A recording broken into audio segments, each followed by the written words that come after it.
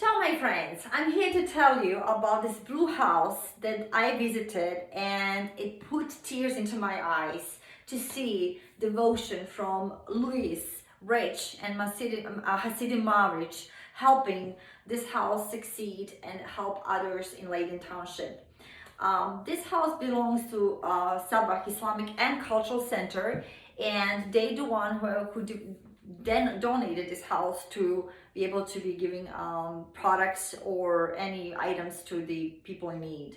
So I just wanted to reach out to you and make sure you don't forget that I'm collecting items into my office or into Franklin Park Blue House. You can donate over there or to my office, which I'm going to bring to them.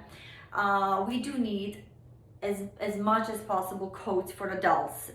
Adults are in need of the warmth, boots, sweaters, coats, and I'm trying to see if you can get newer items, like actually new items, because of the COVID-19 and danger of getting infected. We don't want to infect people in need. We want to give it to them and help them out. So if you have new items, if you don't, that is fine. Slightly used will be also acceptable. Another way, if you want to help, is we are looking for volunteers. So volunteers, welcome to come on Saturdays 10 to 1. You need to call Lois. I'm going to post her phone number, social media, and Hasidin Mavric phone number, and you can reach out to them if you want to help and donate your time. If you don't have funds to buy a coat or buy boots or any sanitaries, or if you want to go to Dollar Shop and just purchase toothpaste, that would be wonderful. But if you don't have any of these, if you want to donate your time, and you're welcome to do so, please call Lois or Hasidin and arrange the time that you're available, and you can help out, because they do need some help in this house. They keep getting the food products in, they need to arrange it into shelves. I post some pictures, they're perfectly arranged. They're really working hard to help others. And happiness comes from inside. Helping others makes you truly happy, at least makes me truly happy. And I want to share this with you, that people in need are out there due to COVID-19. It's getting bigger and bigger numbers, and we need to be aware of this, and we can help these families that are in need. Thank you so much for listening, and bring those coats, bring those boots, bring those sweaters, help out. Have a wonderful day and happy holidays. Friends, I'm located in Franklin Park, right in front of the Blue House that is dedicated helping people in need. And I'm going to meet with this wonderful lady. Her name is Lois, and let me show you what she does. Come on in. I'm here in Interfaith, Chicago. I'm here with my friend Lois, and I wanted to introduce her to you. Hello. What is your name? Lois Sullivavn. And I just wanted to say wonderful things about her and what she's doing here. This house is called Blue House and located in Franklin Park. And I'm going to read the address. It's 2825 Hawthorne Street in Franklin Park, Illinois. And the phone number is 708-638-2320. And the reason I'm here, she's doing an amazing job for 12 years now, and nobody knows about it. So I just want to tell you that what she does for the homeless people in Chicago area. Thank you. First of all, just to clarify a little bit, it's not for Chicago. We're actually serving Leiden Township, which is Elmwood Park, Franklin Park, River Grove, some of Schiller Park. It's kind of vast, but it's Leiden Township. Oh, good. Yeah, and no problem. We're Interfaith Outreach, and we've kind of nicknamed, and everybody's nicknamed us the Little Blue House, because the house has blue siding on it. Yeah. So it's the Little Blue House. It's 6 p.m., so it's going to be hard for me to take the blue side, but it's blue color. So when you come here, you're going to see the Blue House. Right. Okay, so can you tell me what do you do here for people when they come, and what exactly they need? Absolutely, yes. So we try to be a full service food pantry. During COVID, we of course have changed our procedures a bit. We no longer allow our guests to come into the pantry, unfortunately. But what we've done is we still don't just hand them a box or a bag at their car. We've created a shopping list. So every week, I update that shopping list based on what we have on our shelves, in our refrigerators and freezers, and then they get that list when they pull up. Or if they're walking up, they fill it out from outside. They complete the list. We then bring those lists inside. We shop for them. So this way their families are getting things that they're going to eat.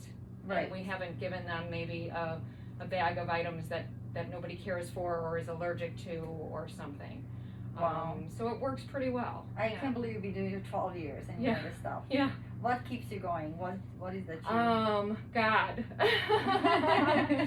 And knowing that we truly are making a difference. There are some families that not only have told us, but you can see it in their faces of just how grateful they are for the help. And it's the last few years we've partnered with the Greater Chicago Food Depository. Okay. So that allows us to also offer produce. So we have fresh produce now, which years ago we didn't used to have. And we've got milk and eggs and cheese and meat, and so it's wonderful. It's so unfortunate. There's so many people actually now losing jobs and due to COVID-19. It's a shame for them. And this is so wonderful they can even come here. I know you said 10 to 1 every Saturday they come. Correct. Right, for 3 hours, and you open the house and they come with the list. You give them the list. And the reason I'm here is actually I'm trying to appeal to all of you to help us, to help this Blue House, this wonderful cause, to help these people, to give them food. Like what do you need? We actually, what we need most right now, to be honest with you, are coats and boots. We are upstairs, so this is a house that we turned into our food pantry, compliments of Saba, who we partner with. And the upstairs 3 bedrooms are our clothing closets. We have a men's room, a women's room, and a children's room. And even though people can't come in right now, we're still offering them the clothing items. And we have like no women's coats right now, none. We have a few men's, we have some kids, but just not enough to meet the needs. And adult boots, you know, everybody always... And they urge you as soon as possible, because before I came here, I looked at the weather. The weather will be nice, kind of nice, next 7 days, but in 7 days it's going to start freezing. So we need it as soon as possible. It's cold. I mean, me personally, I've had my winter coat on now this week. I mean, it's cold. And it's going to get colder. So. And most people, we always think, especially around December, you know, when Christmas is coming, etc., whatever everybody's holidays are, of the kids. Everybody thinks they want to buy for the kids, which is wonderful.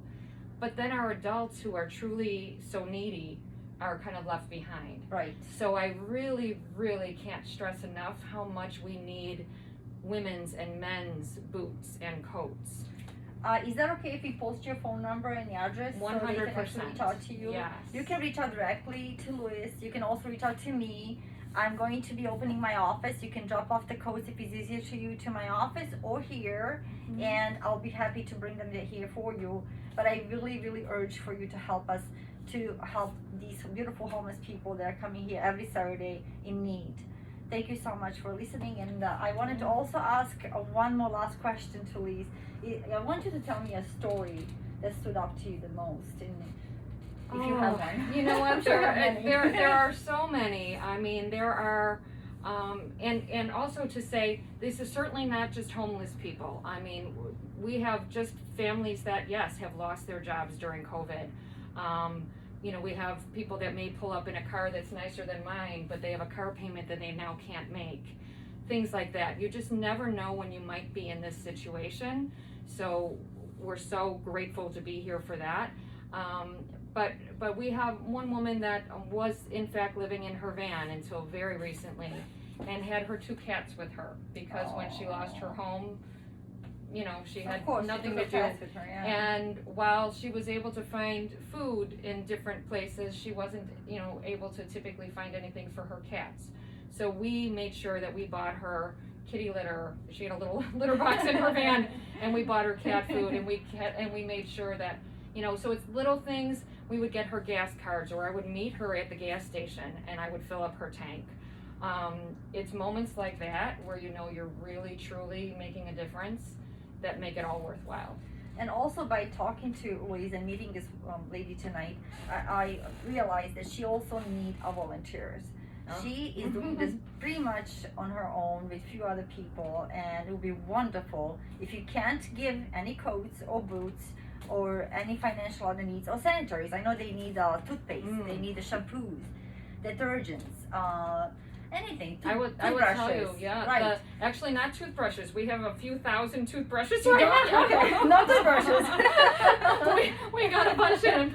Okay. But That's honestly, go to the Dollar Tree even for the Right. shampoos and the soaps and body washes and things is fantastic because we do offer toiletries. Yes. And as well. volunteering your time would be also wonderful. If you Yes. have that, if you have extra time, if you want to do something good for humanity, volunteer your time. And so that I'm not in trouble, I certainly don't do this myself. It's my the three main people here are myself, my husband Rich, and Hassan from Saba, and we are, we're the glue, and then we have a bunch of teenagers that help on occasion, but we need a core group. Thank you so much. Yeah. Thank you. Thank you for listening and call us.